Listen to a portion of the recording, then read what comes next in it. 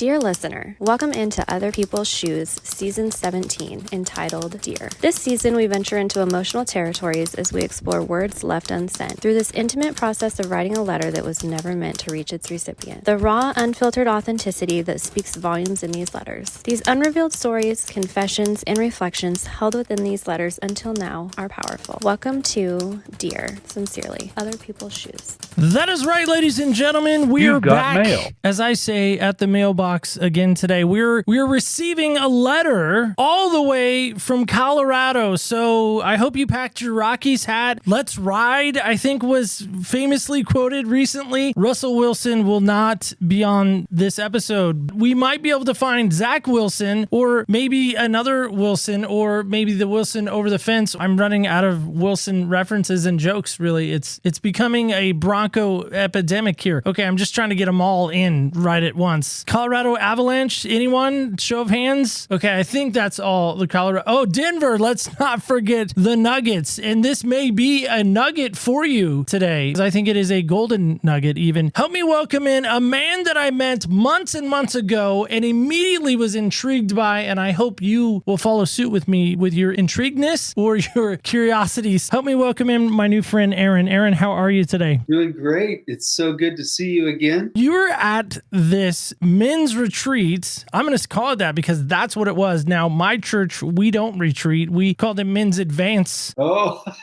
First Baptist Church, shout out to Medford FBC, I think is what they want to be known as now. They apparently have retreats. My church, we advance into the world, not retreat from it. I tease because I love those guys. Yeah. The pickleball on Thursday nights with a lot of those guys. You were a key speaker at an event that they held a number of months back, and we have been playing this proverbial back and forth email, text, phone tag, as I lovingly call it. Your story to me and what you guys are a part of was so fascinating to me. I wanted to give you a moment to kind of share about that and share what you're all about. Again, I think others will hopefully gravitate to this, maybe even have a perspective shift, which is always our goal, is to shift that perspective to say, I never really thought about how that works or how that happens. And so that's what I'm offering to people today. Before we hear from you, I want to know this, and maybe you can help us with this if you're willing. What size shoes do you wear? I wear 9s. Okay. Might be a little hard to fit in for me. 9 is fine. No judgment. Now, help me with this. Is there a style or brand of shoe that is maybe a favorite of yours or maybe a comfy one that you love more than another? While working in the medical field on concrete all day, I've really been drawn to Hoka's. They have total difference on that concrete all day. So everyone keeps telling me, being the shoe nut that I am, that I need to embrace the Hoka, that I need to just get on board, get on the Hoka train, really embrace it. I'm like, listen, I really love my Air Jordan shoes. I've worked really hard as an adult to finally be able to afford Air Jordan shoes as a kid that I could never afford. 11-year-old me is now living in the 44-year-old, and he wants those. The 11-year-old does, not the 44-year-old. He's the GOAT in my mind. How can you not go with his shoes? Now, if Jordan starts putting his style into the Hoka type style, I might embrace that. That Jumpman logo, it gets me fired up. Well, it's certainly my era for sure.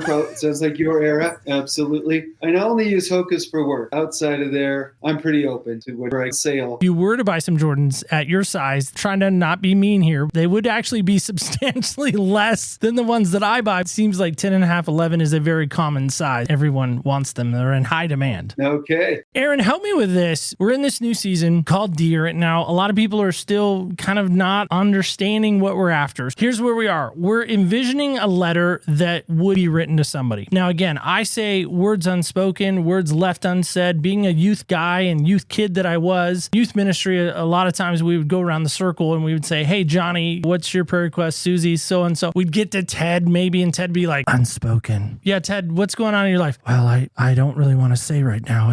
Can we just leave it as unspoken? And we would pray for Ted's unspoken prayer request. I air quote that. Nobody would know what that was. It gave that individual a chance to still share a prayer request. Not that this is a prayer circle per se, but I almost think of it as that kind of thread, is this idea that we want to share, we want to say things. It's really hard to share them. Maybe there's an individual in our life that for whatever reason we can't reach anymore, maybe because they've passed on. And so the idea is this letter. So when you think about the people of Africa, now I know that's a big segue from Colorado and Oregon and even North Carolina all the way over to Africa. What comes to mind when I say the African people They're wonderful. The people are so incredibly wonderful. The kind of work that we do that we'll talk more about in sending humanitarian aid, medical aid. A lot of people say, well, aren't you enabling these countries from doing their work? And I spent literally about 18 months praying and seeking the Lord over that. Final simple answer was the people. The people are so vulnerable. They're so abused. There's so much corruption that I came to the conclusion with the gifting and the calling God has given me, the race He has me to run, I just need to focus on the people. So the people are wonderful. They're so kind. They are so joyful in terrible circumstances. And that's the first thing that comes to mind. Well, I appreciate you sharing that. I'm going to push on that because I feel like we're friendly enough. We've even had some cornhole tournaments together.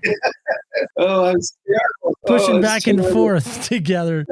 Probably a harsh memory for you, I'm sure. Oh, it's terrible.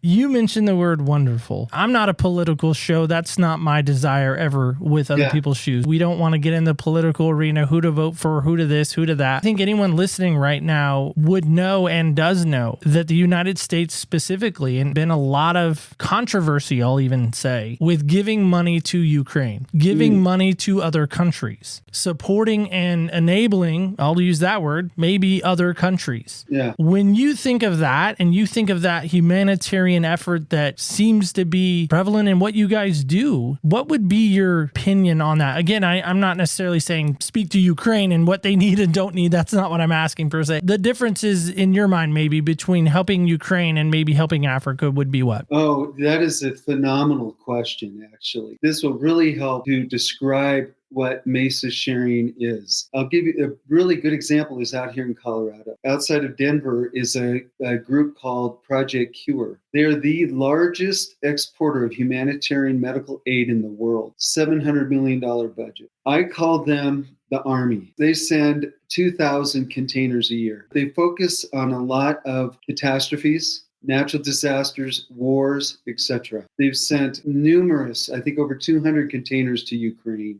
We sent 800 pounds to Ukraine initially through a doctor that begged me to help her send it to a children's hospital. And then they were starting to ask if we would be a channel for that. And we said, no, they're getting billions. We call ourselves the Green Beret. We go into situations where Christian physicians specifically are working in some of the most difficult circumstances. They also are the top doctors in these countries, and they stay. These men and women could make literally millions by going to Europe, US, Qatar, etc. For example, our last container arrived last week in Uganda, first container to Uganda. It's going to a region of 30,000 people, kind of a multi-village area. They have absolutely no health care. No one has teeth because they have no dental. The guy we're working with is a guy that works with the ministry, the Navigators. He's a Ugandan guy.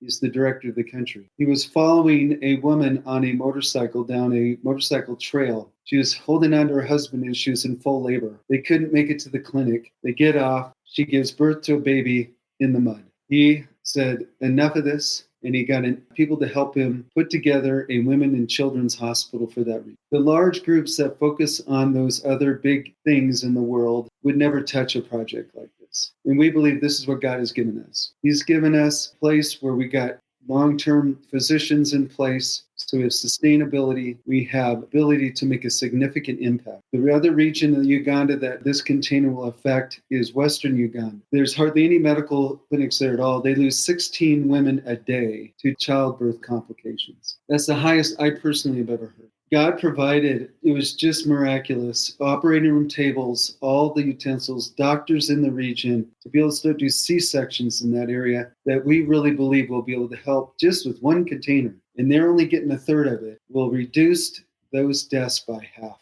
I mean, that is pretty exciting for a small, all-volunteer Green Beret just fighting it out, exhausted to the hilt. It's his work. It's God's work. We are really passionate about helping those that really are continue to be neglected even by the West. But Aaron, help me with this. MESA, which is the name of the organization, it's a global organization, it's a nonprofit organization. You came to me again through a very weird situation, as I've already alluded to, the men's retreat. If you don't advance, if your family doesn't advance, if you go to Africa and retreat and say, I don't want to do this, I don't want to be a part of anything or any kind of help in Africa, millions upon millions of people die. You and your family and others kind of have this starfish moment. And it's one of my favorite stories of all time. The little boy throwing the starfish into the ocean because they've all washed up on the shore. And the old man comes along and says, you can't save them all. And he's like, yep, you're right, I can't, but I can save this one. I can make a difference with this one. And when I think of that story now, Aaron, I think of you as the little boy. And when I retell it, I use Aaron as the little boy's name now. Homage to you, truly. You know, Neil, I really am appreciating your questions. They're penetrating to the heart of all of this. It gets it to the grassroots of what is going on. So let me tell you, you were talking about a letter. So how I would write my letter, I love, one of my favorite passage in all of Scripture is 2 Peter chapter 3. 4 times the Apostle Peter, we got to remember, he is going to be crucified upside down shortly after this. These are his very last words to the church. 4 times in that chapter, he cries out from what I've read from Greek people, the most passionate words called dear friends. Dear friends. He says it 4 times, and he lays out principles on how to live on this earth, especially towards the end times, just in life. So my thing is, dear friends, we came to this by going to West Africa in 2000. We went to a Baptist hospital in the northern part of the Ivory Coast. In 2002, there was a civil war that broke out. What happened in shortness here, because it's a long thing, is a 45-year-long president died, left a vacuum of power, which happens in Africa over and over again. The 2 vice presidents couldn't figure out who won the arm wrestling match to take control. So one of the vice presidents snuck an army into the country to the north, Burkina Faso, and invaded his own country. Nobody knew what was happening. The French have a contract with this country to intervene if they've been invaded. They didn't realize they walked into a civil war. Well, the very first battle of that war was over the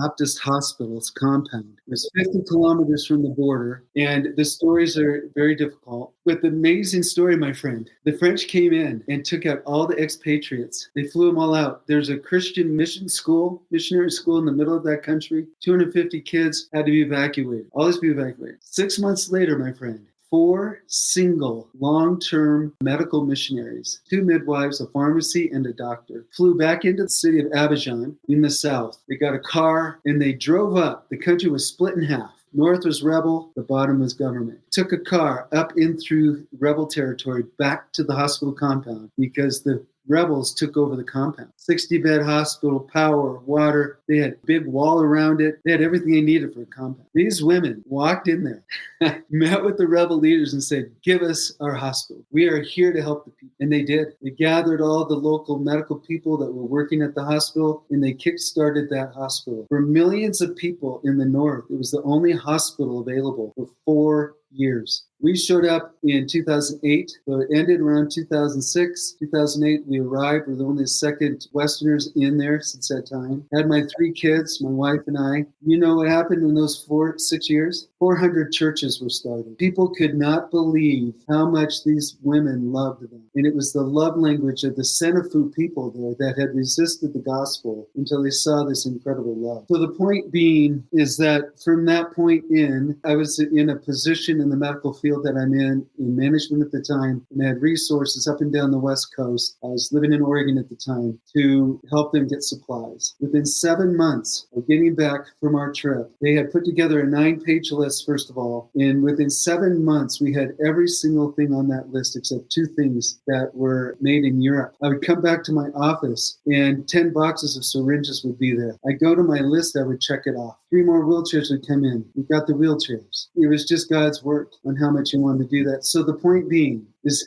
we all have a race to run. My race is to throw the starfish back in the ocean. Dear friends, whatever God has called you to, run that race. And the number one reason we quit running the race, which I did early on in my Christian faith, I took my eyes off Jesus. I got discouraged. I looked around. I had an early calling to be a missionary in Africa, and I took my eyes off Jesus. Got discouraged with some people that discouraged me. Instead of keep my eyes on him, following it through, it took 25 years from that time later that God opened the door again. My race now is just to keep running. It's exhausting and it's hard, but it's also incredibly rewarding. When I talked to a Ugandan today who said, this is so exciting for what you guys did. I mean, there's nothing more fulfilling to see God do his work. That is powerful. And Aaron, that's exactly what I was talking about. That passion, that race running, that you and your family took up the call, took up the mantle to say, okay, the baton, and say, here we are. This is our lane. This is what we're going to be in. But it's interesting, as I was preparing for today and you and I interacting,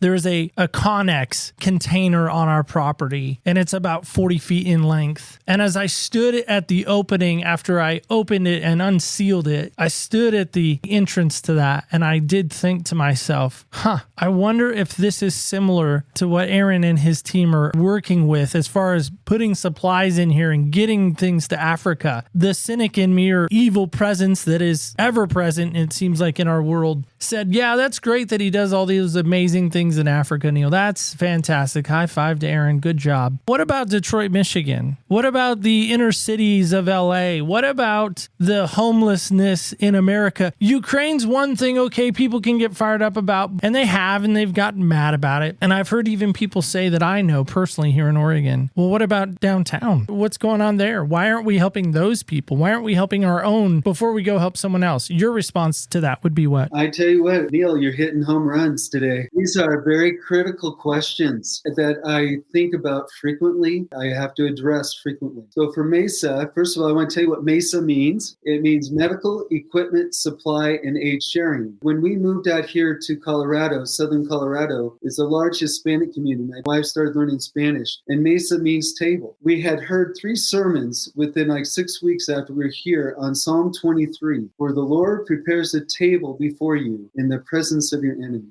And we had some hard times when we moved out here. There are some things that happened to me that were very unjust. We went through some difficult times. My wife claimed that verse, and we applied it to MESA because really that's it. Our calling, our race is to let the Lord prepare a table before us in the presence of our enemies, of poverty, of lack of everything. That's where that comes from. First of all, ever since the very beginning back in Oregon, I had a group of volunteer retired guys that we would get all kinds of different supplies, toothbrushes, toothpaste, shampoo, everything. And they had a passion within our work to distribute everything locally. So they would just come in and say, do whatever God's calling you to do. I said, this isn't my stuff. We just keep our hands open. And so they filled every one of the places in Coos County. And then we started getting connected in Medford through Howard and Kathy Fort, and they started distributing. So our passion is locally as well. We give to local rescue missions, etc. We are actually connected with a severely handicapped group, families in this region. Colorado really supports people with severely handicapped children here. Parents get paid to take care of their kids, and it's a very wonderful thing. And so we have a really good thing there. So we are open. That's why we're global. You know what my challenge is? I had somebody bring that up, and they were criticizing another group that had a passion to help this one group of people that in an incredibly poor country. And I talked to this person. I said, okay, you have a real passion for that group in that town. Start a nonprofit. Run your race. Why are you criticizing me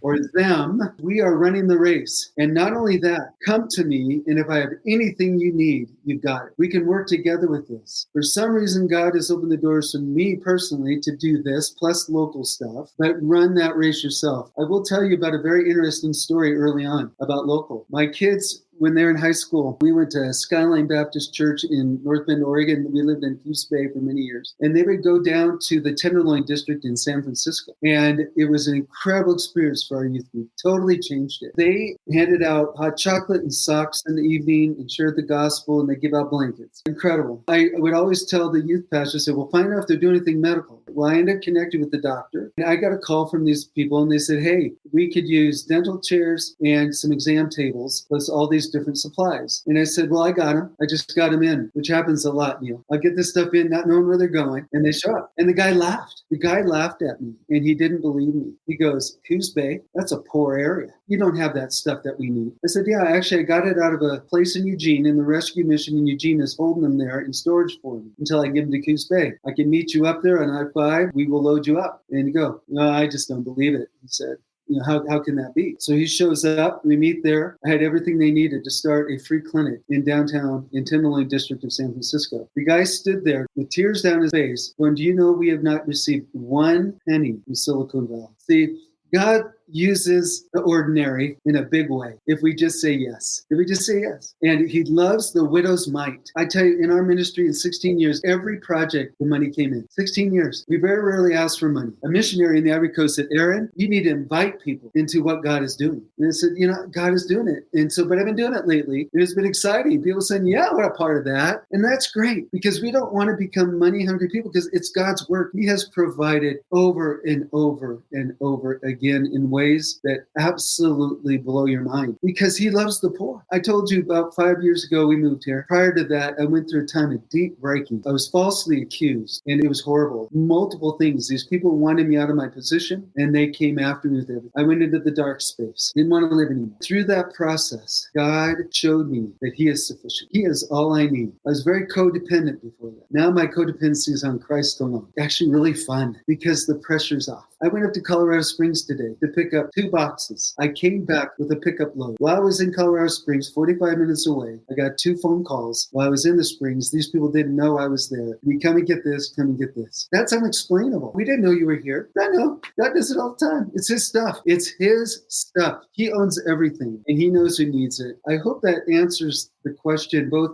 for us, we're open to everybody. And the other thing I think people need to realize, the stuff we ship would be going into the dump. We got stuff out of Spokane, Washington. Very good friends there that have helped us get some supplies. She told me a horrific story. The hospital that she worked at, it was a community-owned hospital and they sold it to a for-profit hospital system. Large 400-bed hospital. They said all of a sudden the day it switched over ownership, they heard all these semi-trucks and all this noise and people and the staff ran to the windows and they were looking down. And to their horror, my friend, they would bring in new beds out of new trucks, move the patient over to the new bed, pull the old beds out, quote unquote old beds, and loaded up 400 beds, brought it to the dump. This new company had a contract with a different bed vendor. We are getting stuff that would be going to the dump, but we don't ship junk. We repair them. If they're bad, we don't send them. We want to honor these people. Some things are a little bit wore out, but I've been there enough to know that it'll be really good. Some beds are kind of got a little bit of rust on the end. Well, it's either a rusty bed with just a little bit of rust with a mattress so they're on the floor. What do? You got to make decisions. We're repurposing. We're keeping this stuff out, and that's really what all of us that do this work do. We're keeping this out of there. It is absolutely helpful, and it's mind-blowing at the same time. I think we all, on some level, don't want to acknowledge or admit that hospitals waste money. We don't want to think about that, but we know they probably do. We don't want to throw rocks at them because they're saving people and helping people. They're a business just like anybody else. They get an upgrade. It's not like they're going to have a yard sale or a parking lot sale. What's phenomenal to me and fascinating to me is, again, the idea that things just keep being added every day. Like you said, you have your hand open and it's amazing what can happen. What I thought of too, when you were talking about that idea of them throwing things out and taking it to the dump, the old adage, one man's trash is another man's treasure. I think so many times in my life, and maybe this is true of you, is I think I'm the trash. Nobody really will ever see the treasure that is within me. And it sounds like you kind of hit that road a time or two, even as you're describing those dark moments in your life. I'm Aaron and I'm feeling trash. There's no treasure worthy in me. I'm not worthy of anything. And he's like, you're right, you're not. Now that you've broken down, now that you've gotten Aaron out of the way, I can rebuild you into the treasure that you truly have been wired and committed to do. And I think that's just phenomenal to think about. What does it cost to get a container from Colorado or wherever you ship out of? Because I'm guessing it's a coastal area that you have to ship from. What does it cost to get a container from origin to then Africa? Before I answer, I want to address what you just said. Dear friends, God is the God who restores what the locusts have eaten.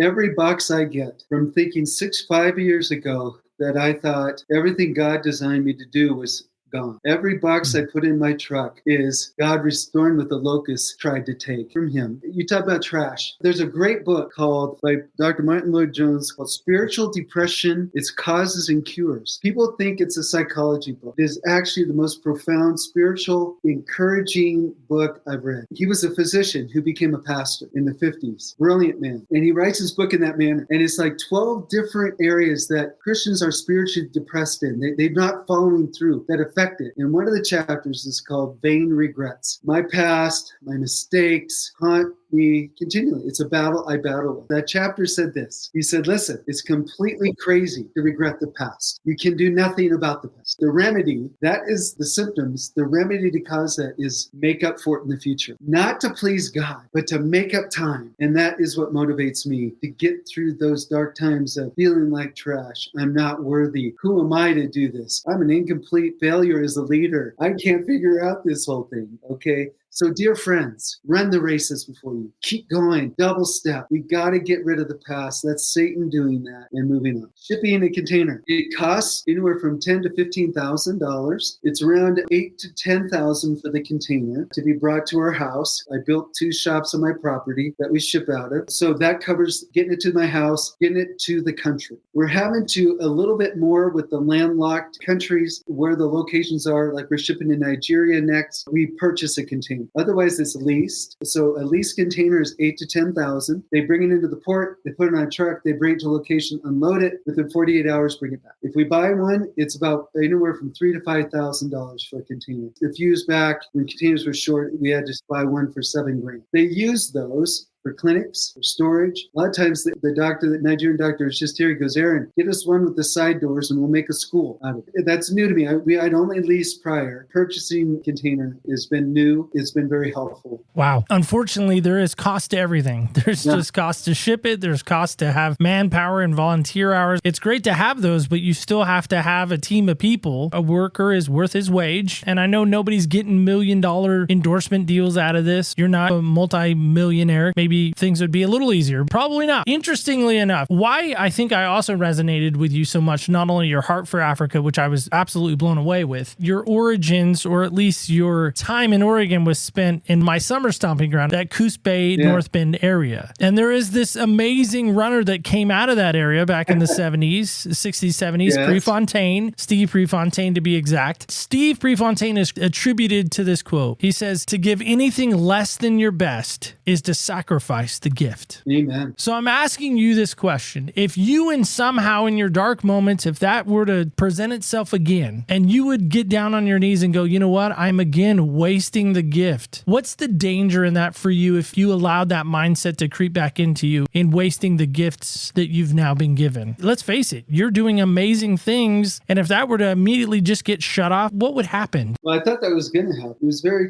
horrifying to me to think about. 2 things came out of that is, first of all, God gives, God takes away. He had something else on me to take a break. We talked about no breaks. This ministry has no breaks. I work full time and I do this. Yeah, we're all volunteers, by the way. No one's paid on any of this. So for me, I think there's an aspect of Mesa that I think is really important. My biggest worry when I thought we were going to lose it after just, Lord, whatever, wasn't so much the shipping, but the relationships. Relationships in Africa and relationships here. I mentioned I went to Colorado Springs today. Every place I go, I get to share the gospel. Why do you do this? What is this about? What motivates you? You would drive all the way up here to get a wheelchair? Yeah, even today. I went to this one location. They called me. Hey, we have stuff for you. Okay, I'll come over and get it. I'm loading up. Here comes this really buff guy, weightlifter. He comes out. He's carrying boxes. You're talking, though. He's a brother in the Lord. He was so encouraged by what God was doing through Mesa, through this little tool, this little starfish. He was so excited. I do ultrasounds of the heart. It comes up naturally about why did you move here? What do you do? The people are curious coming to a new place. And I talking about this international work. And out of that is a natural flow of sharing the gospel. The scriptures that back us up. I was at a Sunday school class recently, a couple weeks ago, and a man spoke up and he said, what does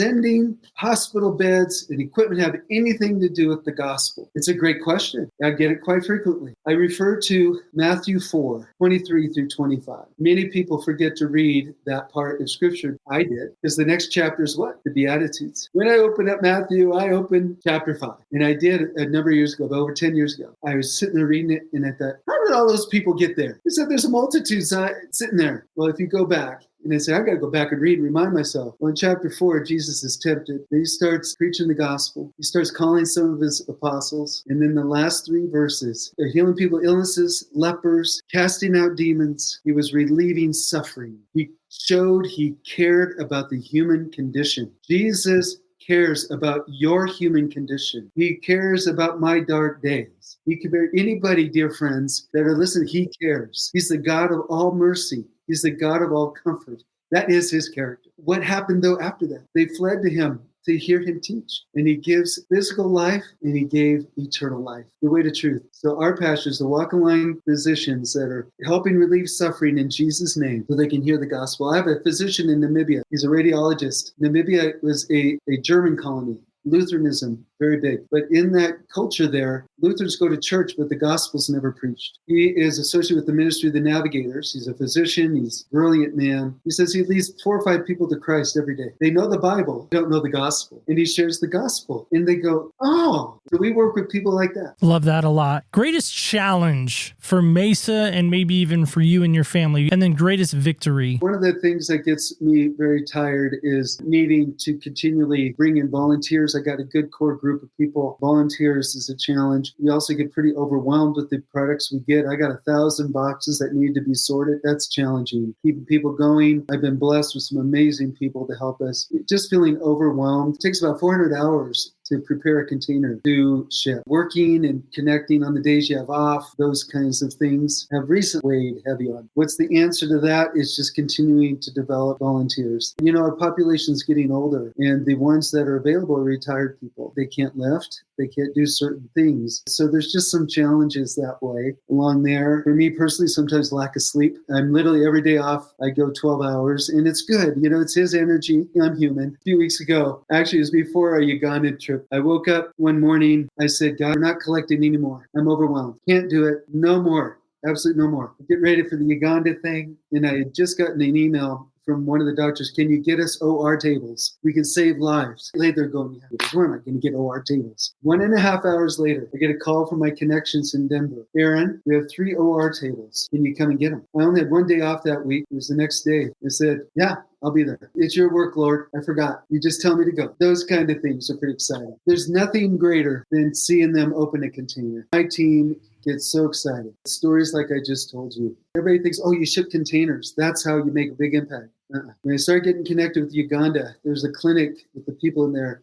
And this gal said, hey, we have 2 nurses coming over. Can you send them some supplies? And they'll bring some stuff over because we also send missionaries. Come shop, take, go. So they were in Iowa and South Dakota. So I contacted her and said, well, I'd love to send you a 50-pound bag each full of stuff. Oh, no, we don't want that. We just can only take 10, 15 pounds each. And I'm like, but you're going to Uganda. Take a bag. Take a bag. And we need it within 2 days. We have a 3-car garage, which is common in Colorado. I don't know why. One of those garage spaces is all full of supplies as well as our 5,000 square feet. I thought, okay, I just got to go out and figure out what would work. So I'm putting in blood pressure cuff. I'm putting thermostats, thermometers. I'm putting gloves, masks. And I saw these catheters that were about 8-10 inches long that were rigid. And there's like 10 of them. Threw it in, sent it out to him. 3 weeks later, I get an email from the director of that clinic. He goes, hey, Aaron, thank you so much for sending me the stuff you sent us. I got to tell you a story. There's this 2-year-old boy that had absolute severe constipation. He was completely impacted. And they had tried everything to get him loosened up. And we couldn't do anything. And he was starting to become septic. Blood infections and things were not going well. Well, they grabbed one of those things and they put it up his rear and it broke him loose and it saved his life. So it's an incredible story, dear friends. We cannot minimize the small things. I have some friends through the years and even current friends that have special needs kids. They've even been on the show and talked about their journey being special needs parents. And it is a different journey. It's a different lane than other kids. kids. I'll just leave it at other kids. I remember talking with a buddy of mine who has a special needs kid. And I said, hey, what happens to your son when you and your wife pass away? I will never forget this face that I can't even articulate or describe back to you. But it was almost, I don't even want to say fear, this moment of, I don't know. And that's the best way I can describe it. And even that seems very under par. Triple bogey type. He couldn't fathom it and doesn't want to even think about it. Aaron, in this moment, I think about you as well. What you're doing, what Mesa's doing, what Mesa's a part of, what you're a part of, what your family has invested so much in is such special needs. And I can't help but make that parallel. I'm not asking God to take you out of this world, by no means. Aaron, who picks up the baton? Who continues to run your race, your lane? Who are you handing that baton off to if, God forbid, God were to take you home? Who does that, Aaron? Well, right now, we don't have anything lined up that way. I don't know what God will do. That's one of the weird things about life. There's seasons in life. Sometimes God just puts a stop to it. There's just a different way he's going to deal with it. So we'll see what he does. My 3 children are in their own worlds that do not connect with this right now. I don't see it that being a potential just due to the lives that they're living, following the Lord, but they're on different roads. I think what I've set up is that some of the big army groups that we would offload our supplies to so they can keep doing it. They got the resources and so forth. So sometimes there's a little niche that we all fill and God moves on. So, and I'm content with that. There would have been a time I wouldn't have been. I'd have been clinging. But again, it's the part when you go through brokenness, you realize it's his work. We'll see what he does. And that's really all I can do. Well, maybe on that same thread, do you feel there is still a need, an opportunity in Africa to continue to help find a way to get the medical supplies to them? Not like in the Bible where Joseph's taking the collection. Again, seems very similar to you in some respects with the famine, where he finally had to tell the people, hey, listen, we're good. We're fine. We have so much more. Stop giving. I'm sure that's not true in your case, right? Yeah. You know, again, Neil, you are hitting home runs today. One of the areas that I'm growing in as a leader is for 2 reasons. One reason is just to be transparent. For most of the ministry over 16 years, my wife and I funded it by faith. And we would have Rotary clubs and churches help. When we moved here and we built our facility, our resources for the operations became difficult to do both. But God has provided. It's been great. With that became a new responsibility to donors. And the questions of absolute legitimate questions of how do we know that this is really working? June 18th, I'm flying to Uganda. I'm going to be there for the open house of this hospital. I'm going to go out to these medical camps they do where they're losing all the women. And I'm getting my feet back on the ground to make sure that I can look you in the eye. I can look my wife in the eye, and I can look at all my friends and say, what do you think? This is what I saw. This is where we're at. We may say, whoa, we got to go on a different track. We may be able to do it better this way, or we just need to keep going by faith. And so that is the main purpose with Mission. Is my goal over the next 2.5 years to go to 3 or 4 other sites that we have shipped to. I need to know personally, as I'm 62 now, look into the next steps of my life economically and just being practical, what we can do. So it's a legitimate question and something that we're pondering. And the people know that. People are shipping to. But we have had amazing partners, my friend. These people care for their people like I don't care for Americans. I love Americans. But these people are laying their lives down. They could leave and they don't. I'm very reluctant to ever tell someone how to do something. I want to encourage you, when you go, grab a tape recorder. And when I say tape recorder, a digital recorder nowadays, you know, back in our day, it was probably a tape recorder. I just think the power of somebody's personal testimony, especially boots on the ground person, maybe your liaison or your partner over there that's receiving the containers, maybe if they had an ability to speak into the lives back here. Hey, this is what we did. This is what you were a part of. This is what happened. I might know a guy that could put it together for you in a digital form, and you could carry an MP3. And when you run into somebody, you could say, hey, throw this on the AirPods or go to our site and listen to these firsthand accounts. I might know a guy that could help probably put that together for you. I'd love to meet him. Yeah, I'll introduce you. And really, then you have forever. And that's the joy of audio that I really have embraced and loved. As long as iTunes is around, which I don't think they're going anywhere, my shows will live there and they'll live forever. And I tell people that. And it's scary at times because I'm like, that one show, I was not my greatest. I was not as polished. I was not as, I don't know, just an idea for you. I think there's power in that. I think it's phenomenal. Absolutely. Make sure your friend sends me information on ideas of how I might be able to go about that. Just give me some hint. That'll be great. There's nothing more powerful than having firsthand accounts. Again, you can have all you want. To have that firsthand account, I think would be powerful. Again, most letters back in the day, we had like a PS at the end of it. Thinking back to the old days when we didn't have a text, where we actually had to like hand a note to our girlfriend in school, like George Strait, check yes or no. Do you love me? Do you want to be my friend? But if we were going to put a PS on the end of your letter, what would that be? One of my favorite authors I like to read is J.C. Ryle from the 1800s. And he wrote this 2 Peter chapter 3. There's a section there that says, keep looking up, speed his return. Really a lot packed in there. He has a quote that you want an authentic, genuine, God-filled life, that the martyrs, that the apostles, the spiritual people of the past, the number one thing they had was they kept looking up. They fixed their eyes on Jesus. I left my path for a while. And those years are dark years. They were the dark ages of my life.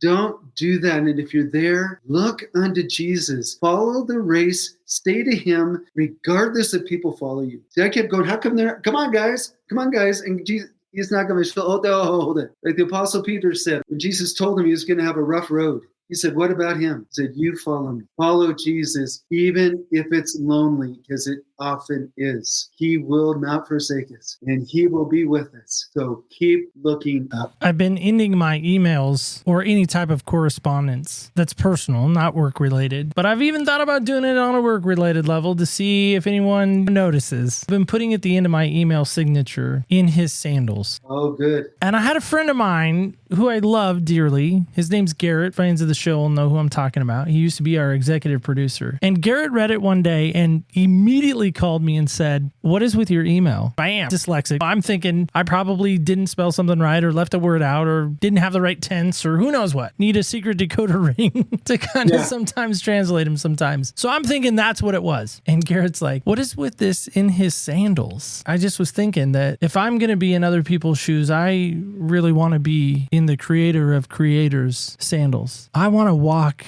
in his steps. He wore sandals. Every day I write that, I want to be reminded of, are you in his sandals in this moment? Is this you in his sandals? Are you in his footsteps right now when you're sending this email? You're a good ultrasound of the heart. That's my ultrasound of the heart moment is, am I in his sandals? Aaron, I believe you are. That's what I'm saying right now. I believe you are, and I believe your team is. I was so enamored with what you shared. I'm so glad we finally, say finally, maybe on my part, we finally got to connect. And I just want to say thank you so much for what you've done in Africa, the hearts that have changed. I mean, you'll never know until you get there, and it might be a Rich Mullins moment. You're like, I was that guy in the bed that if you didn't send, I'm not here right now. And to me, that's so powerful. So your thoughts, you have final say. I think one of the things that I really learned when I was in West Africa is that people were excited about what we gave. They were also overwhelmed that we cared all the way from America. And my very last thing I will say, something that's been hitting me really hard, is I see these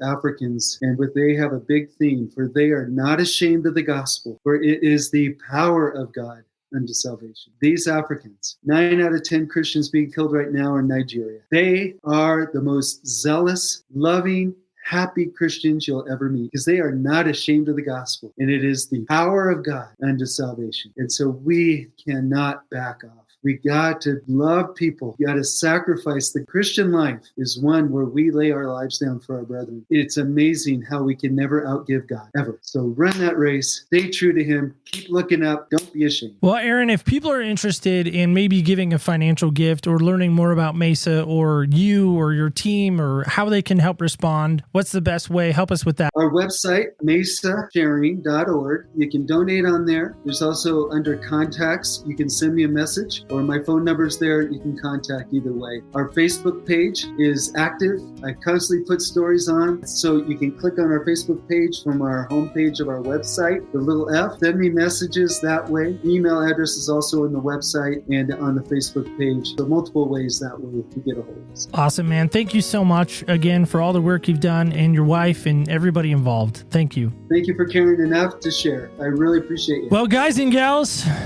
kids and campers alike, I don't know about anybody else. There's letters in your life that just seem sometimes hard to receive. So here's a small story. I ran in high school. Some of you may know that, maybe not. I ran 3 years in high school. I ran my sophomore, junior, and senior year. I remember receiving my letter on my Letterman's jacket, the pride jacket, as some would call it, the brag jacket. Yeah, I got one of those still, by the way. It's in the closet. It's a letter that I worked really hard to get. And when I look at that jacket, that's what I think of. And so I'm going to challenge you to maybe have this same type of thread right now. When you think about Africa, do you think about the heartache and the struggle and the challenges? Or do you just think, well, that's a cool thing. It's a nice thing on the globe, kind of big. And you just put it back in the closet and you just set it aside and you never remember it again. Don't do that today. Please don't. I don't know what you heard or what you want to do, but I want to challenge you. I want to challenge you in a way to say, what can I do? What can I step into today? Did this letter mean something to you? Think about that. Let me know. OPSpodcast.com is a great place to let me know. You can let us know on the socials at OPS Podcast Show under Facebook, Instagram, and X. I want to thank Aaron, want to thank his team, and I want to thank you. And don't forget this, of course, as we get out of here. Remember, when you walk in other people's shoes, you really do get a different perspective on life. Thank you so much for listening. Stay tuned till next week when we walk